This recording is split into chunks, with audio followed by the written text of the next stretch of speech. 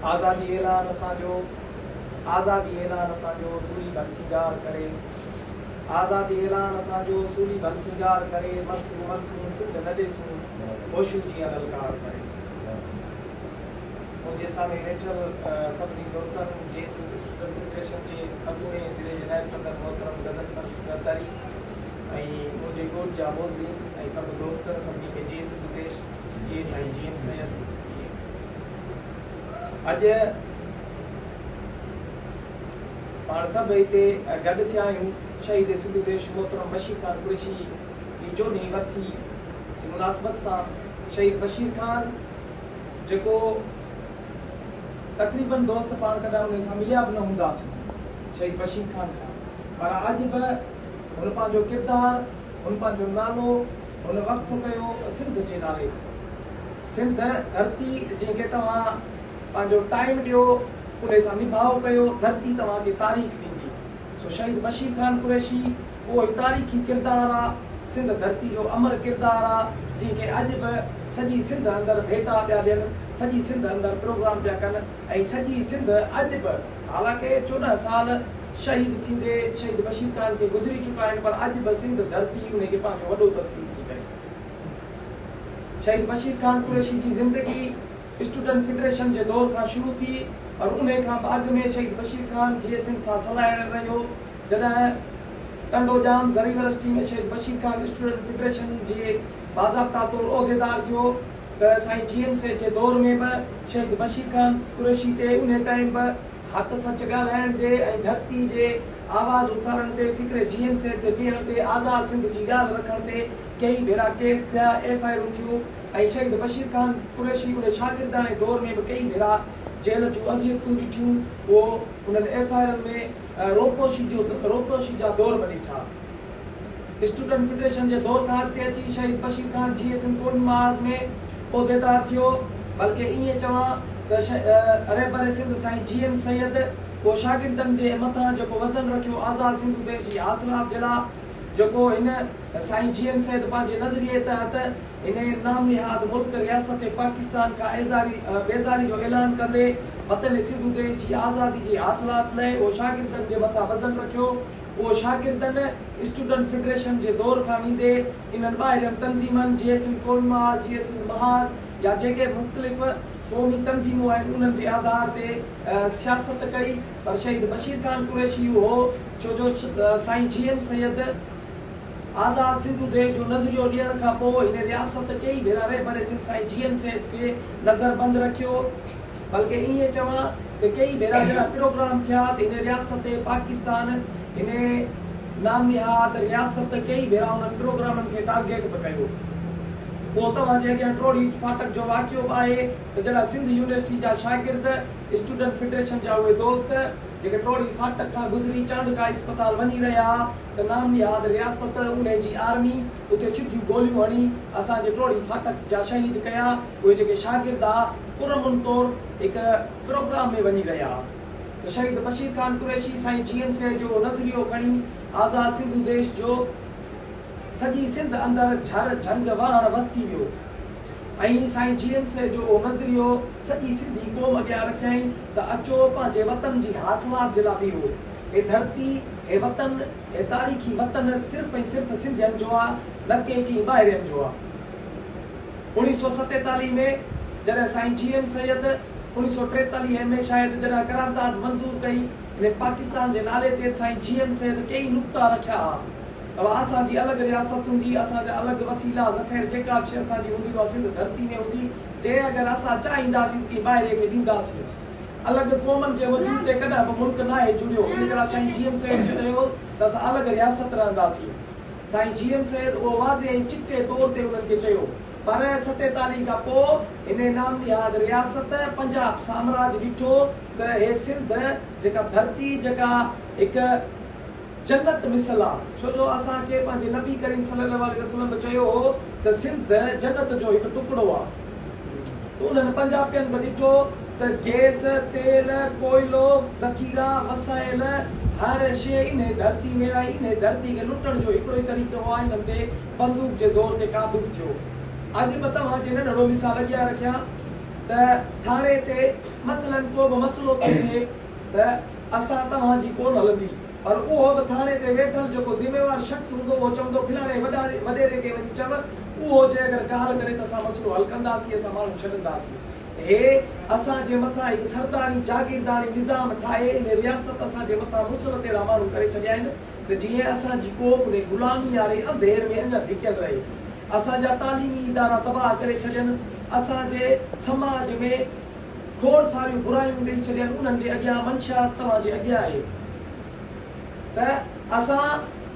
वाज़े तौर ते इहो सम्झूं था त जे अगरि पंहिंजो मुल्क पंहिंजी धरती जी मालिकी करणी आहे, सिंध धरती जी मालिकी करणी आहे, त उहो सिर्फ़ु ऐं सिर्फ़ु फ़िक्रे GM सैयद सां ई करे था सघूं। फ़िक्रे GM सैयद असांखे आम असांजे ॻोठ मां वस्ती ताईं पहुचाइण वारो हिकिड़ो शख़्स हो, उहो शहीद बशीर खान कुरैशी हो। हुन सॼी सिंध अंदरि को ज़मींदार कोन हो, को जागीरदार कोन हो, वो बि हिकु ग़रीब घराणे सां तालुक़ रखंदड़ हो, पर उहो फ़िक्र खणी उहो सिंध धरती जी ॻाल्हि खणी निकितो ऐं सिंध धरती जे माण्हुनि उनखे पंहिंजे दिलनि में जाइ ॾिनी। शहीद बशीर खान कुरैशी सॼी सिंध अंदरि अमुन मार्च कराइण वारो, शहीद बशीर खान कुरैशी सॼी सिंध अंदरि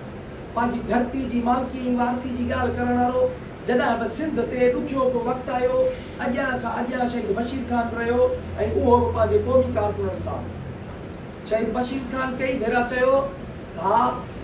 मूंखे पीर छॾे विया, वॾेरा छॾे विया, भोतार छॾे विया, पर इहे वात ॻाल्हाए छोकिरा आहिनि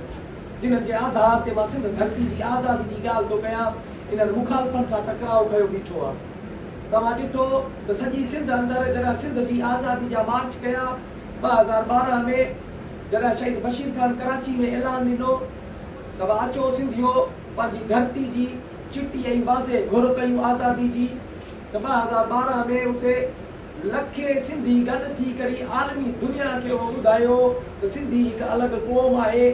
सिंध हिकु अलॻि वजूद रखंदड़ मुल्क आहे जेको 47 खां पर 8000 साल पुराणी तारीख़ रखंदड़ आहे। असांजे मथां कई भेरा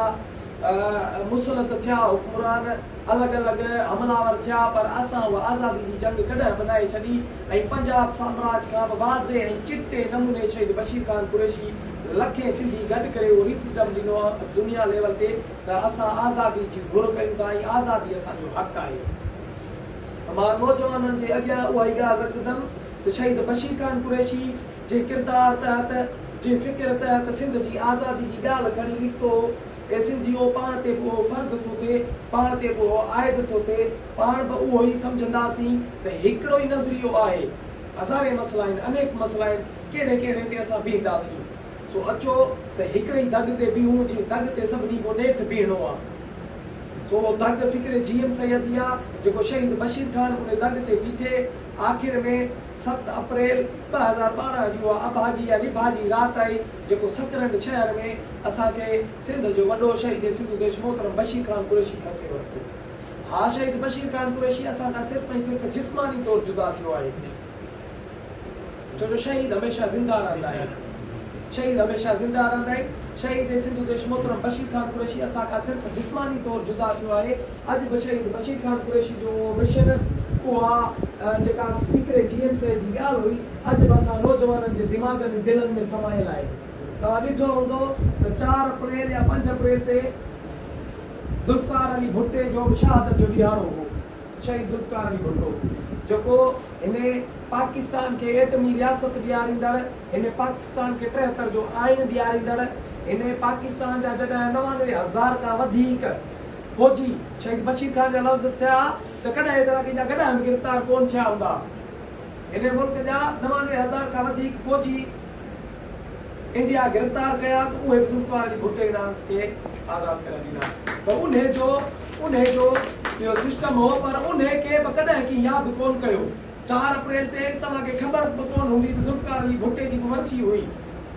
छो जो सिर्फ़ु ऐं सिर्फ़ु इक़्तिदार जे करे, पंहिंजी कुर्सी जे करे शहादत ॾिनसि। इक़्तिदार जे करे वञी पंजाबियुनि वटि वेठो, साईं GM सैयद जा वाज़े लफ़्ज़ हुयसि त ज़ुल्फ़कार